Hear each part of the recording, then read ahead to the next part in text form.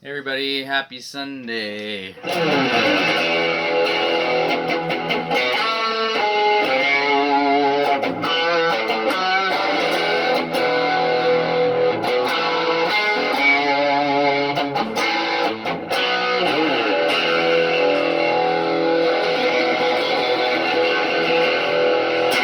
Hey, how's everybody doing out there? Happy Sunday. It's and I have a coffee cup with stuff floating in it, and it's not my morning coffee because it's not morning right now. And this morning I was driving back from Ottawa, so there was no early morning Sunday show. I'm doing it Sunday evening now.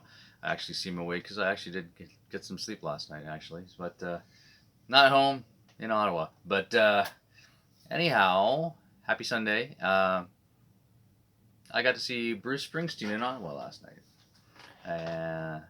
Bucket list thing for Angela, my wife. I'd never seen him before. Talked about it for years. I had lots of friends who've seen him, saying go see him, this and that. And wow, phenomenal show. I don't think anyone's surprised to hear me say that. Phenomenal. So blown away by a lot of things at this show. First off, the guy's 75 years old and still tons of energy, incredible voice. You can see he paces himself because you've seen. I've never seen him live before, but I've seen lots of videos of him live where he's running around. So not a lot of running around going on, but still, show's set up nicely that he can do all the stuff that he needs to do and all the energy and everything else. Let's talk about the energy though. We've all heard. If you haven't seen him, you probably heard stories about 3 and 4 hour shows, nonstop, relentless, blah blah blah. The nonstop, relentless is true. I don't think he took a break where he talked to the crowd until probably song 7 or 8 in the night, and for a band, 17-piece band, by the way, 17 people behind him. Of course, the main E Street Band, surviving members: Nils Lofgren, Miami Steve, Roy Bittan on piano, Mighty Max on drums, and you know, it's a terrible thing getting old, but bass player. Just to say it. Sorry about that, guys. But yes, and then of course Danny and Clarence Clemens have passed away. The two members have passed away, but they were replaced nicely by, I believe, his nephew. Clarence Clemens' nephew plays with him now on sax. And basically, if you were keeping score there was a bunch of other people that made 17 players. 5-piece horn section, percussionist, second keyboard player that was replacing Danny Fritchie. What, you know who he is. Anyways, and percussionist and 4 backing singers as well. Violin, acoustic guitar, female voice on stage. Bruce's wife is sick right now, so she was not on stage with him. But yeah, so I guess that would be 18-piece if Bruce's wife was joining him on stage. But yeah, I saw him in Ottawa last night. First of all, people are probably saying, a lot of people are asking me, Darren, why did you see him in Ottawa when he played 2 nights in Toronto last week? Well, here's why. And I couldn't remember either. I was thinking, why didn't I just buy Toronto tickets? And I mean, this has happened before to me where I think it was Guns N' Roses, but the first tour, the first comeback, not in this lifetime. There it is. Not in this lifetime tour was booked, and they booked Ottawa again, and so we bought our Ottawa tickets, not thinking that Toronto might be another year before they come around, but they ended up booking a Toronto dates. Cause they did Ottawa, Montreal, and no Toronto dates. We thought maybe there's not going to be a Toronto date, but then they ended up booking the Toronto date later on, so that's why we went and saw them in Ottawa, not in Toronto, but same sort of thing here, I thought, but then I realized these were tickets that were supposed to be November last year. And November of last year, my daughter Kaylee was thinking about transferring from McMaster and doing a course in Ottawa for a year. And if she had done that in September of 20, this is complicated, I know. If she had done this in September of 2023, the November 2023 concert was when we wanted to all go and see Bruce Springsteen, and we were going to drive up and visit her in Ottawa and have a whole family thing. She did not go to school in Ottawa. The concert was canceled, and it was last night. So that's why I saw Bruce Springsteen in Ottawa last night, and apologize to some musicians who I was hoping to play with on the way to Ottawa. Let's just say that. And we didn't get a chance to, and they all came down with illness this week, which made me feel even worse because I could have helped them out with the vocals and all that thing. But to Chris, Doug, and Mark, you guys did a great show. I saw the video of it, anyhow, and I will be with you soon. But yeah, so yeah, we went to Ottawa, and I wouldn't have missed it for the world. Only and other than the Bruce Springsteen show, which was phenomenal. Talk a little bit more about that in a second, but it was the first 4-member family trip for my family, or my immediate family, myself, Angela, Kaylee, and Jacob.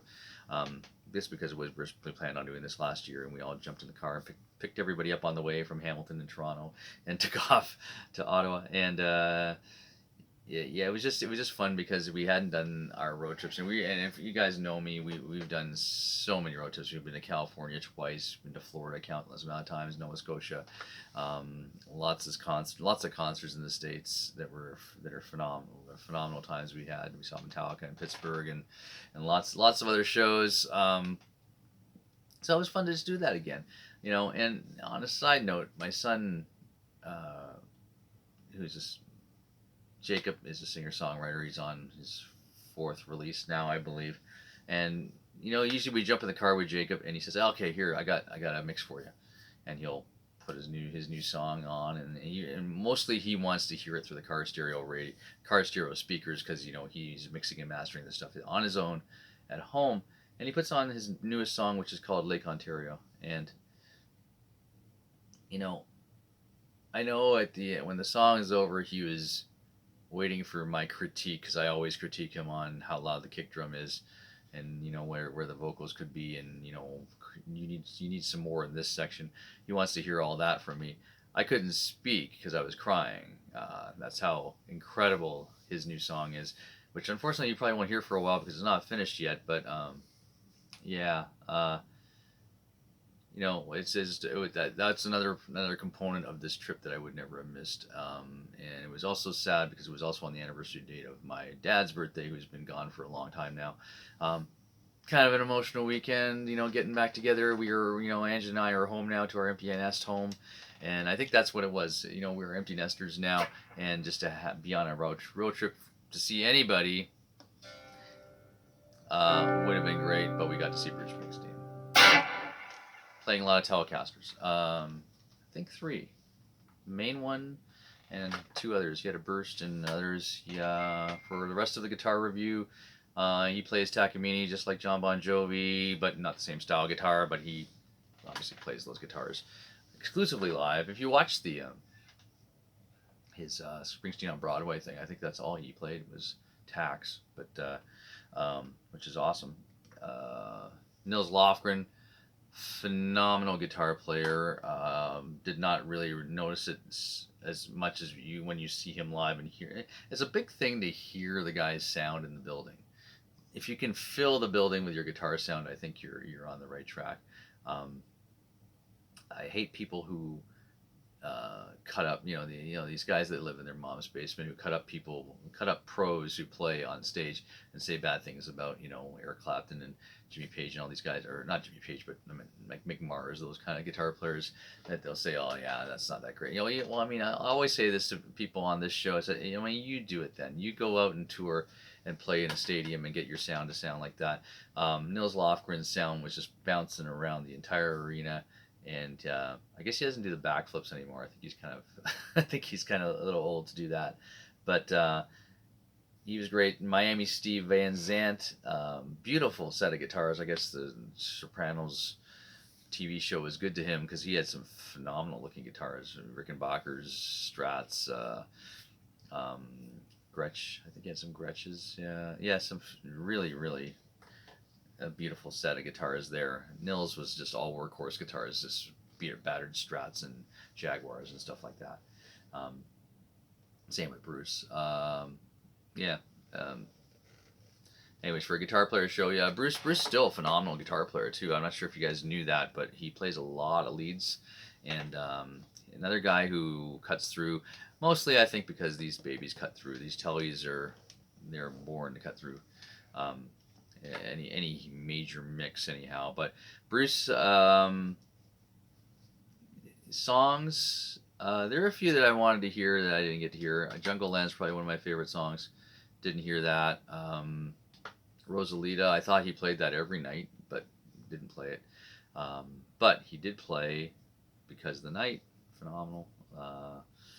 Thunder Road, of course. And another moment that I would not have missed with my family is all four of us singing Thunder Road, standing there on the balcony. We had amazing seats, even though they were kind of higher up in the 300 level, but they were right sort of side rear stage, completely open, and we were the only ones that could look straight down. And all I could see was Roy Bitten's hand, Professor Roy's hands, right below me, which was incredible. And yeah, just all four of us singing Thunder Road and a bunch of other songs too. Sadly, you got to see these guys now. Because he's 75, right? I mean, I'm sure he's going to be around for a bit, but I mean, he canceled the tour last year because of health issues, and I'll probably, for the price of tickets and everything else, and that the way concert ticket prices are going these days, probably will only go see these people twice. So I'm glad I got to see Broooce. I'm glad to. There's lots of other shows that I've seen in my life. I've seen McCartney twice, which is amazing. Got to see Billy Joel at MSG, which was another, bucket list thing of our families. We all love Billy Joel as well.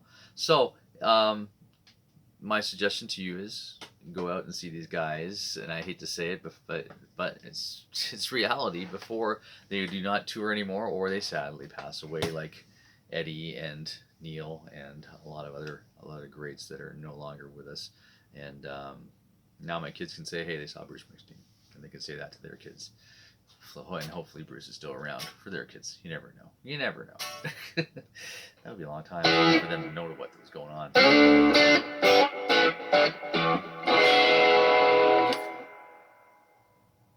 Thanks for watching. Current events. My boys and I in Bridge on Fire will be playing this Friday at Manny's. We got a soft spot for Manny's. That was my first gig. It's our local bar. It's 5 minutes away from my house. I've done things like I've, gone and done sound checked, driven home, grabbed my wife and daughter or whoever else was at home at the time, go to the gig. You're gonna catch one set because then we start later at Manny's, and I drive them back home and go back and play the second set. It's like because it's that close to my place, and it's just kind of a cool luxury. So that's this coming Friday, November 15th. We will be there. You might hear some interesting new songs in the set. We did some rehearsing on Friday. There's one that probably won't be in the set, but when we do it, it's going to be a pretty phenomenal thing. And I'm also, you've heard it here first, I am playing the part of John Shanks. If you don't know who John Shanks is, he's the rhythm guitar player for Bon Jovi.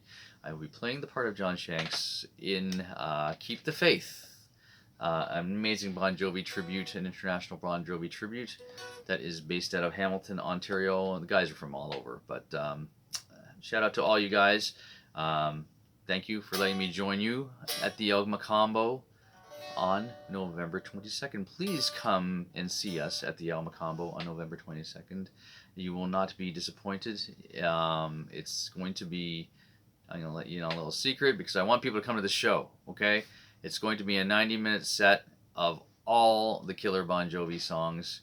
I don't even care if you don't like Bon Jovi. Come to the show because that's how great the band is, okay? And that's not with me in it, those other guys. Anyhow, yes, please come out and see us at the El Macombo.